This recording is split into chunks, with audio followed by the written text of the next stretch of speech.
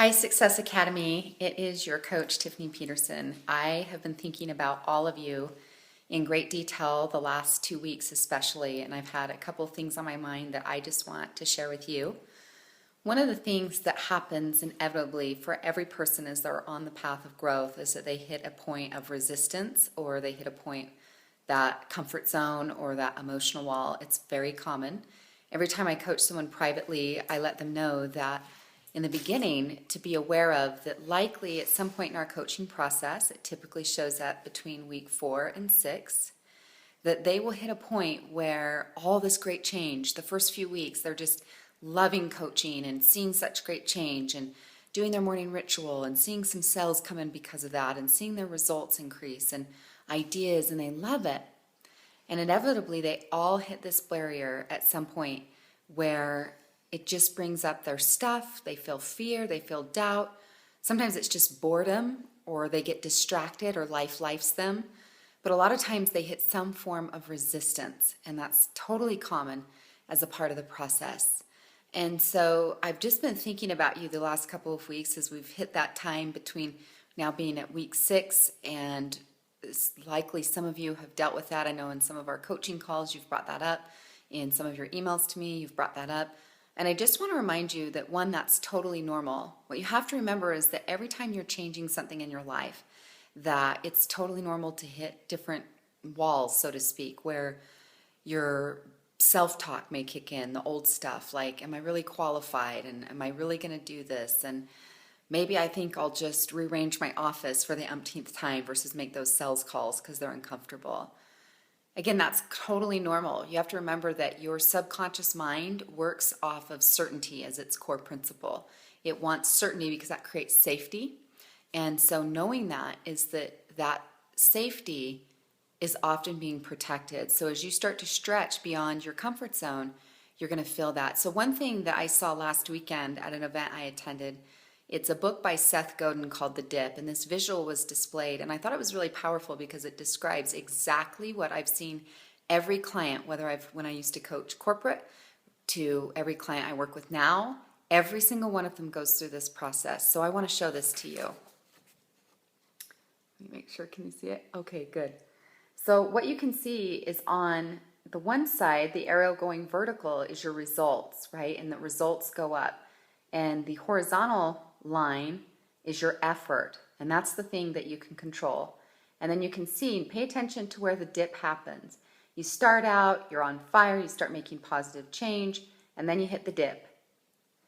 And that will be the key thing, is when you hit the dip, and this will be throughout your whole life, not just in Success Academy, but throughout your whole life, that you will hit a variety of different dips as you make progress. It's the same thing that happens to people that make New Year's resolutions, right? Is that on average 94% of people have abandoned their New Year's resolutions by January 24th. So it's very common that the first few weeks, if you were in this great space when totally giving it your all, and then you got distracted, or then you got discouraged, or just not as excited and thrilled. Trust me, I go through that sometimes myself too.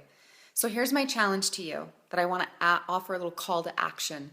No matter where you've been the last couple of weeks, maybe you've been totally on it and doing all your assignments, your morning ritual, your joy list, your mirror exercise, maybe you're nourishing your network with several contacts a week, or perhaps again, you're doing your weekly planning, you've been getting organized, you've been working on your messaging and your marketing and your free offer. Maybe you're just totally hitting it out of the park and doing all your assignments. If you're not, I'm going to ask for a strong commitment from you, that you dig in and dig deep, if you're in that dip on any level, and that you give it your very best the last 2 weeks. I want everything you've got left on this field, especially because consider this. I want you to have that win no matter what's going on in your sales results yet. I promise you, the principles always work if you work the principles. And so if you'll do the homework, if you'll commit, if you'll work through the uncomfortable feelings, if you'll work through that challenge, I promise you that you also will meet with success, hands down. Now, for some of you that may come faster, for some of you it may take a little more time, but if you'll do it consistently, you will see those results. I like you to know that because I just think that it's easy. One of the things I want you to be aware of, why I'm challenging you push it, everything you've got the next 2 weeks as we wrap up Success Academy. We still have 2 full weeks, this week and next week. And as we do that, I'm just going to invite you to have that win, and here's why. It's been said, one of the things I learned from Jack Canfield is he has this cute phrase, but more than a cute phrase, there's a huge, heavy amount of truth to it. And he says this, he says, how you do anything is how you do everything.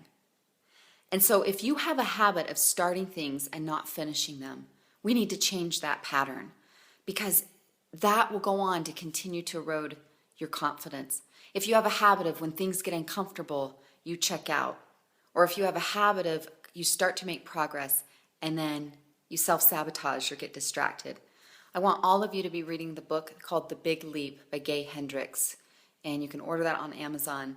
It will be a strong, especially if this is up for you, this would be a strong resource for you. So I invite you, wherever you may be, I want your very best the next 2 weeks. I want you to participate. You come to our coaching calls if you need support on any level, at anything at all. I have no judgment at all about what you're doing and how you're showing up. But I do ask of you to make a commitment, recommit to yourself. It's not even committing to me in the program. It's a commitment to yourself to follow through on what you started and to really give it your very, very best. I promise you there's great gems that come from doing those assignments that I've asked of you to do. And if you need some support, you have the content. Go back and listen to any of the calls. Go back to week 1. If your confidence is struggling, or if you're saying, I'm just not as clear, go back to week 2 on goals, or your time management's back out of whack. Go back to week 3, right? Whatever it is that you're needing, I want you to dig in and get that support.